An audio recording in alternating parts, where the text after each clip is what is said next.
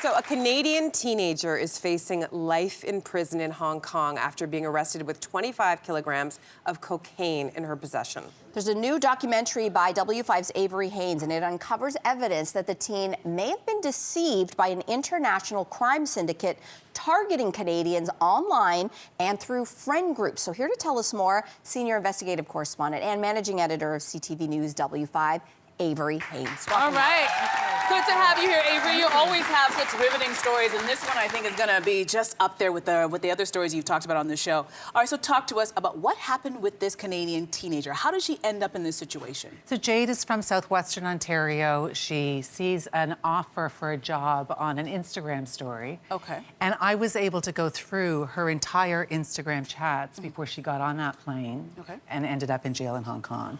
And it describes very categorically how she was groomed over a 3-week period into believing that she'd been hired as an international courier and that she was landed this great job that was going to earn her $7,000, free trip to Hong Kong, free hotel.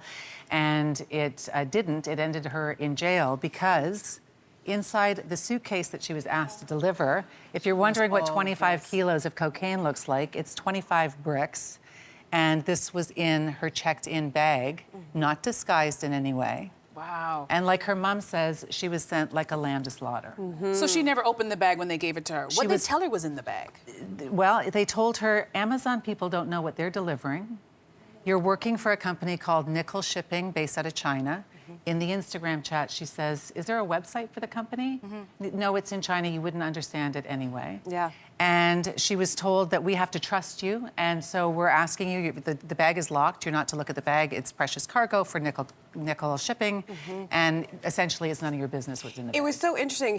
Lamb to slaughter is very accurate because, if anything, she could be accused of being very naive and trusting, although it did seem like her spidey senses were going off. She seemed to be a bit worried that maybe she was going to be abducted or anything like that, but she never thought that it would be drugs. And as it turns out, there are actually more Canadians who are in jail. I think we'll get to that in a second, though. I'm going to pause there. Okay, so how much money are we talking about here? So this 25 kilos is 18 million Hong Kong dollars. So that's about 3 million Canadian dollars. That's a lot. It's a lot of money. And, you know, the only saving grace for Jade is that the shipment was to Hong Kong because almost every country around her has the death penalty, and they don't care if you were duped or not. In Hong Kong, at least, if she can prove that this was something unintentional, that she did not know what was in her suitcase, there's the possibility that she could be found not guilty. Okay, so you actually went to Hong Kong to meet Jade in the prison where she's being held currently, and you actually discovered this is a much bigger story. What did you discover? Well, I went back to Hong Kong with her mom, Nadiria, who was going to see her daughter for the first time since she had been arrested, and since the mother got a frantic phone call from Hong Kong saying, Mama, I'm in jail. And when I went in to meet her, you know, you can only see her through bars and glass. And what I learned is that there is not just one Canadian, but that there are actually 4 Canadians in jail. Wow. And we've been able to figure out that they're all connected to the same network. And I brought with me, because usually when we do interviews, we have a camera and microphones so we can document everything that people are saying. I was given these tiny little pieces of paper and a pen. And you'll notice when you watch the doc on Saturday that there's some writing on my hand because I was told they might take away the papers when I left prison. And so I frantically wrote down the names of the Canadian recruiters who ended up sending them to jail. So they're all connected, these 4? They're all connected, so there's this shadowy figure who only goes by punctuation. They call him Dot. His handle is just a period.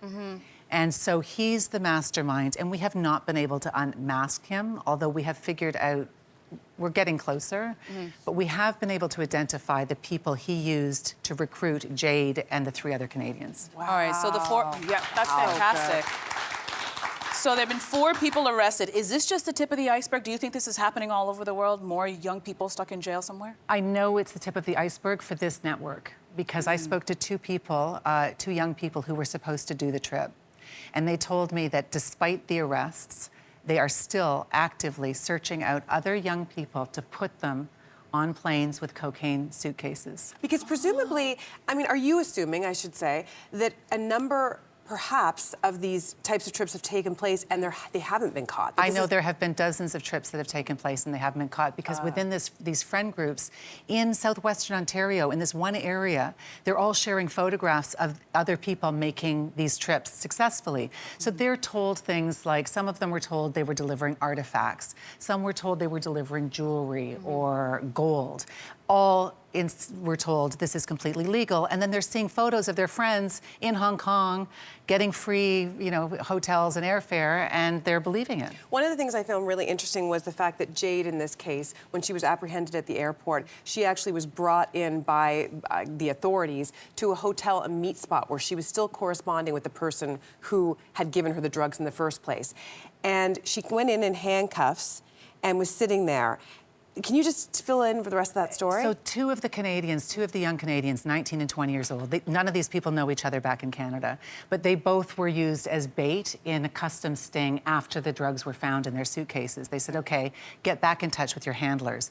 All of them were on a group chat with their live location turned on, it had to be, and if they didn't check in every 2 minutes, they would be kicked off the chat. So Jade is frantically trying to get back in touch with her recruiter, but it's been a couple of hours since her arrest, and she says to him, look, I'm ready to meet you, and they send her out to the airport to do the meet, to try to get the other person, who obviously they were tipped off and they didn't show up. They didn't show up, so she was thrown in jail. Yeah. Terrifying. Okay, we want to know, what is the fate of these young people sitting in jail currently in Hong Kong? So you know Jade, but the whole lot, 4 of them. Life in prison. It's life in prison. We did a documentary in 2023 called Cocaine Buttons, and it's very similar, where it was a woman who was tricked through a romance scam and was given clothing that had cocaine in it. And she was put in jail. I remember that story. We put the documentary out, and the Department of Justice in Hong Kong saw our documentary, and they dropped the charges against her and they released her, which is why Jade's family got in touch with me, hoping that if we could document, and I think that when you look through her Instagram chats, it's very clear that she is naive, and it's pretty clear that she did not know what she was getting into. So what do you think an outcome might be? The similar one? Her family is hoping so. And how do you get word out to these young people? Maybe they're I don't know how old Jade is, but 19. 19, high school, college, universities, to let them know to stay away from these types of situations. I think this is the critical thinking skills have got to be beefed up in our young people. I have kids this exact same age. Yeah. I have a child right now who's doing his gap year traveling through Thailand. And I said, you never take a bag, and you never take a job that involves checking in every 2 minutes. And fast money and a free trip is never fast money, and it's definitely not a free trip. In this piece, you are with her parents. She is allowed 1 phone call of 10 minutes once a month. How are they doing? Does she have a lawyer? I mean, what is the state of them? How is she holding up? Those phone calls are devastating. We were there able to document them. So they get 10 minutes once a month. When the mom went to Hong Kong, she was only allowed 15 minutes once a day. So she only saw her. They're hoping that once the evidence is presented, Jade's case won't even be able to enter a plea for another couple of years. The process is very slow. Wow. So their hope is the documentary will come out and speed things up. Wow. You are literally doing work that is changing lives, Avery. Thank you, Avery. Thank you. Wow. Okay, if you want to get this entire story, maybe sit down with your teenagers. The Cocaine Suitcases, that is the name. It airs Saturday at 7 p.m. on CTV. That is right here on this network. It will also stream live on the W5 YouTube channel and on Crave. Send this to every person you know. My God.